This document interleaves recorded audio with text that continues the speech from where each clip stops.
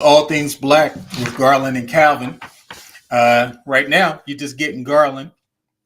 We're trying to figure out some technical difficulties.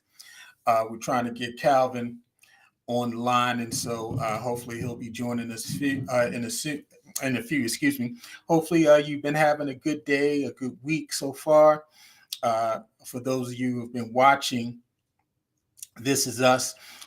Last night's episode, family meeting, was a great one, and so we wanted to go through that and talk a little bit about that. Hopefully, also for our sports fans out there, you've been joining our podcast, All Things Black with Garland and Calvin, and we're talking about just different things on sports. And so it's been a great conversation. We're several episodes in. You can find us on all your streaming platforms and listen, rank us, rate us, review us.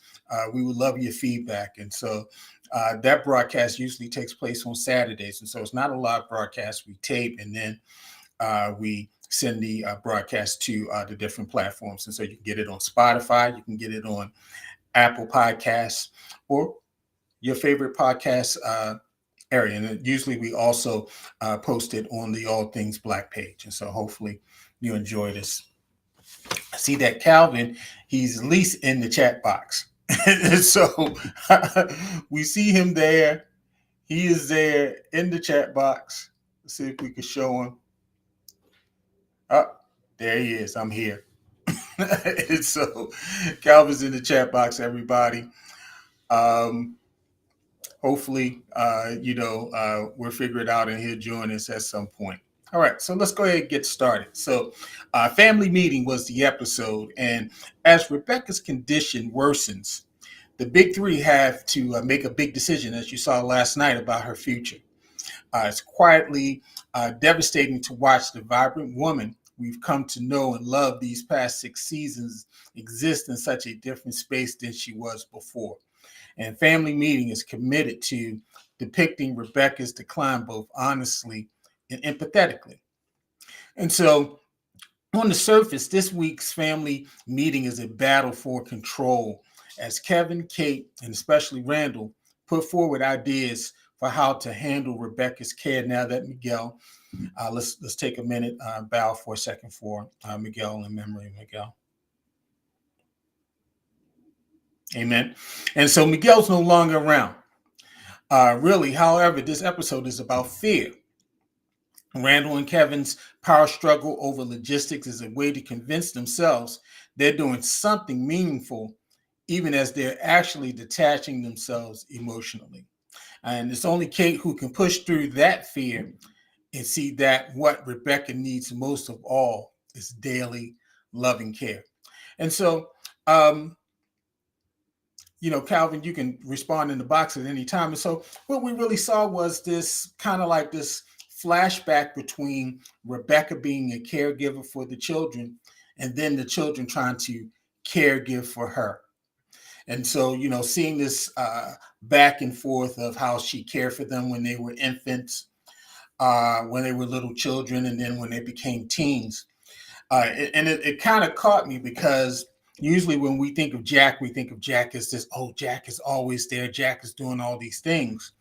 But we also really see that it's Rebecca who's really doing those things. It kind of made me think about my children and my wife. I always say to my wife that when the children are sick or when they need any assistance in the middle of the night, they usually would end up on my side of the bed asking me for help.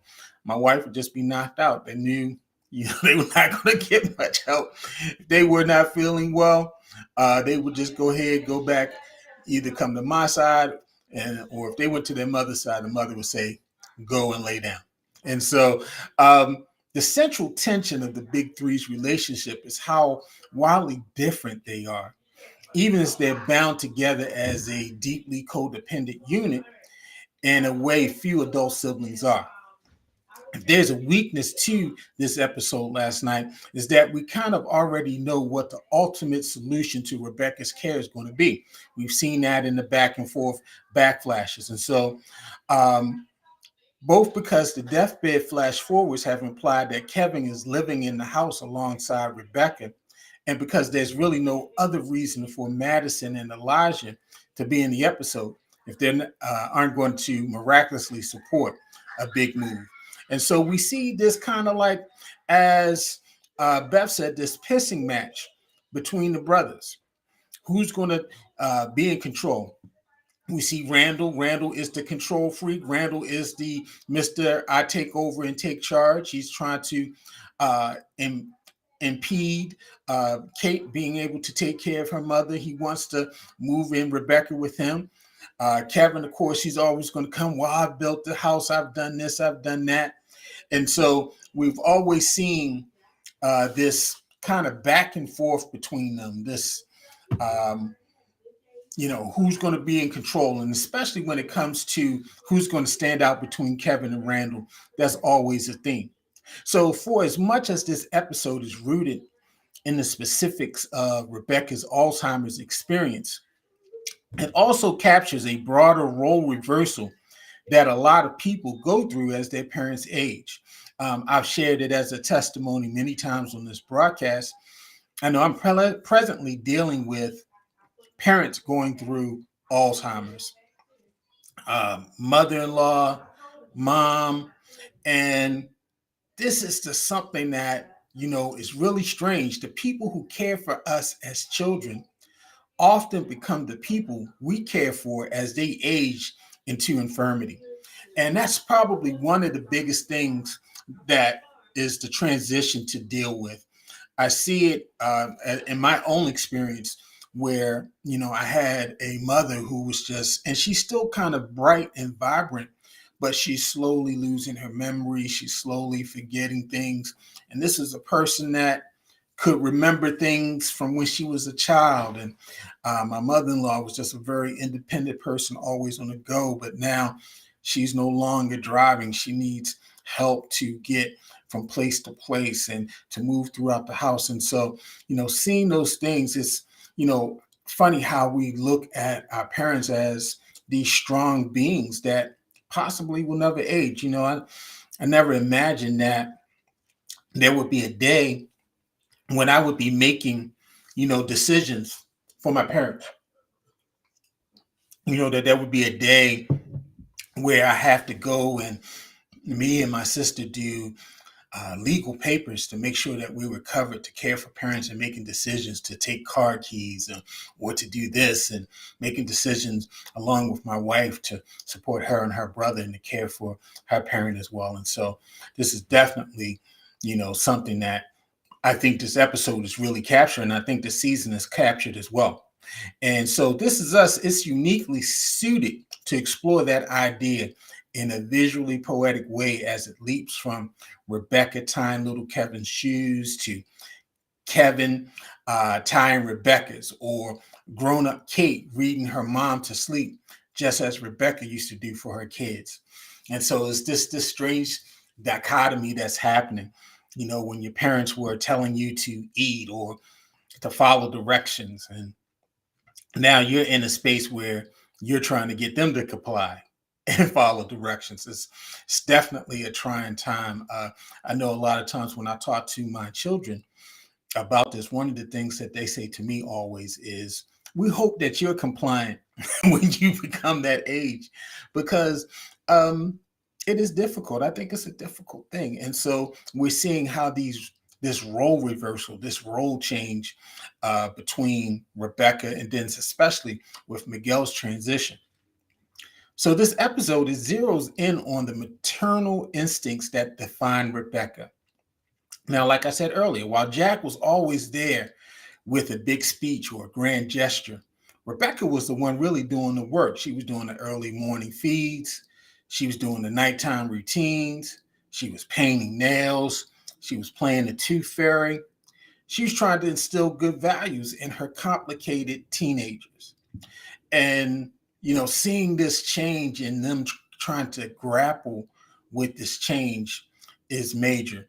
I thought about Kevin's dialogue with Randall, where he was basically repeating what Rebecca had said to them before she really entered into needing more care in terms of she wanted them to continue to live their lives, to continue to be great, to continue not to be afraid to do things. And, Kevin challenging Randall to do those things.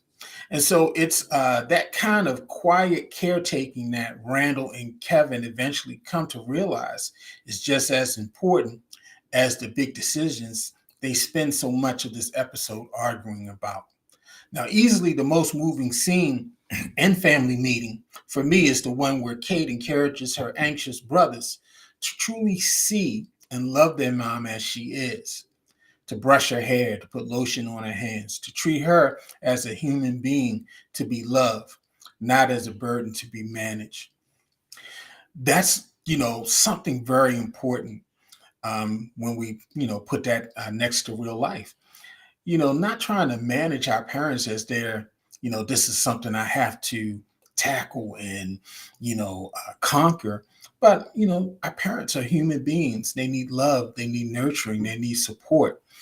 And, trying to do those things and still be respectful of their humanity. That's something major. And I think that was what Randall and Kevin struggled with in terms of recognizing the humanity of their mom. I see Calvin said, I thought about my mom last night and it hurt me. And, I have to admit with you too, Calvin, I definitely thought about what we're doing with my parents and my mother-in-law. And it made me take another look. One of the things that most people want to avoid, unless you have a nest egg that you can put your family into good senior centers or retirement communities and all. um, we feel that sometimes when we send them to places where the best care can happen, that maybe we're warehousing them and we're just looking at them as a problem we have to solve.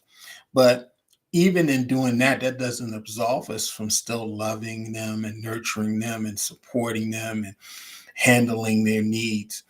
And that breakdown of their humanity to me really helped those two characters see that this is just not a person that needs to be managed and we need to figure out how to cover our days. And maybe that's just I don't want to be sexist, maybe it's a manly approach. That's how we view things of, okay, this is a task that we have to solve, a battle we have to win, and this is how we win it. Instead of thinking of, I still want this person to feel that they still have a stake in life. Um, One of the things that I'm super proud of my wife that she does with her mom is she makes sure that she gets her to church on a consistent basis, even if it's not every Sunday. She gets her there a couple Sundays. And that's something that she's super familiar with. That's something she still asks about. And she wants to give her that experience so she can still feel part of the community instead of just warehousing her in a room or in a house all day. Let's get out. Let's experience things. Let's see people. Let's do different things. She might not even remember at the end of the day that she was there, but she at least can have that experience. I try to do the same thing with my parents. Let's get out. Let's do some things, even if you may not recall later on that it happened. These are things that are part of your life. I still want you to do the things that you were doing before you start slowing down. My mother loves to bowl. And so we wanted to make sure that she still was in a bowling league and that she had transportation there and that she experienced that. And my dad, he likes to get out sometime. I take him out to go get his hair cut, and he likes that experience and going into the barbershop. He used to be a barber. And so not just looking at him as like, oh my God, I gotta go over there and deal with them today. I look at it as a joy, as a pleasure, as something I can give back to them that they gave to me, nurturing, love, and support. And so overall, family meeting, I think, is really leading us right up to where we thought we would be going. They kind of set the tone with Miguel and Miguel's transition, and then going into last night's episode in terms of Rebecca and the care that she's going to need. And we see from the previews for next week's episode, becomes that time where it comes time to say goodbye. I don't know how many people have ever had that experience. I know I've had that experience with grandparents where you get the call and they tell you it's time, come, say your goodbyes, and all those things. And those are tough times. And so I'm looking forward to seeing how this episode is going to go as we've kind of built this crescendo from caring, being there, making things comfortable to finally transitioning out. And so overall, another great episode. I mean, I think, this is us is carrying us out at the top, Mandy Moore, rest of the crew, Sterling Brown, they've been, doing an excellent job with these stories, with this acting. And so I'm looking forward. We see an older Kevin. And so we see this jump. As I was doing some research for the episode, we were kind of projecting that maybe this is like maybe 20 years into the future. And so, we see a gray haired Kevin with a beard. We see, these characters older. And so, I'm looking forward to seeing, how this plays out in another great episode of This Is Us. And so this is just an abbreviated version of it. We couldn't pull Calvin in tonight, so Garland had to handle it.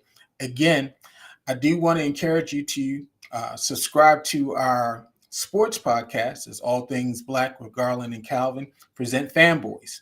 Fanboys is a sports breakdown from a fan's perspective. Although, we're well read and we listen to podcasts and all, we're really talking from what we're seeing, from the eye test of things that we see across the sports landscape.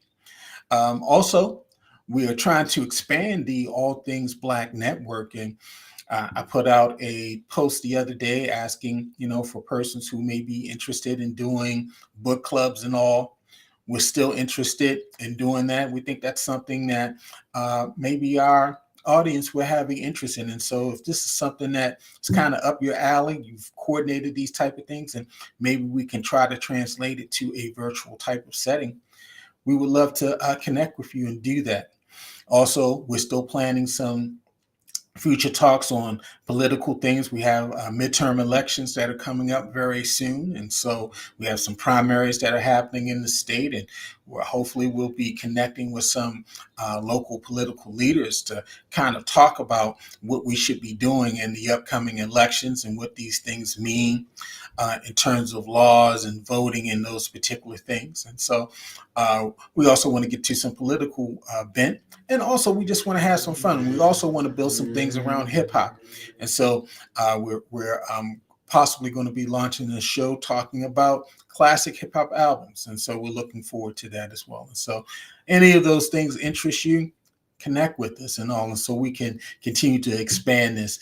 One of the things we have not done in a while that hopefully, maybe one day we'll do is the music battles. Those were a lot of fun. But now that everybody's outside, and I think we've done just about every artist that kind of makes sense, we've kind of hit a little roadblock with that. But, we're always open to explore that as well. And so, again, this is All Things Black with Garland and Calvin. I'm Garland. Calvin will be back with us next week. We thank you for joining us this evening. Again, check us out on Saturday with Fanboys. We normally post on the All Things Black page, and we look forward to seeing you next week. Have a good evening.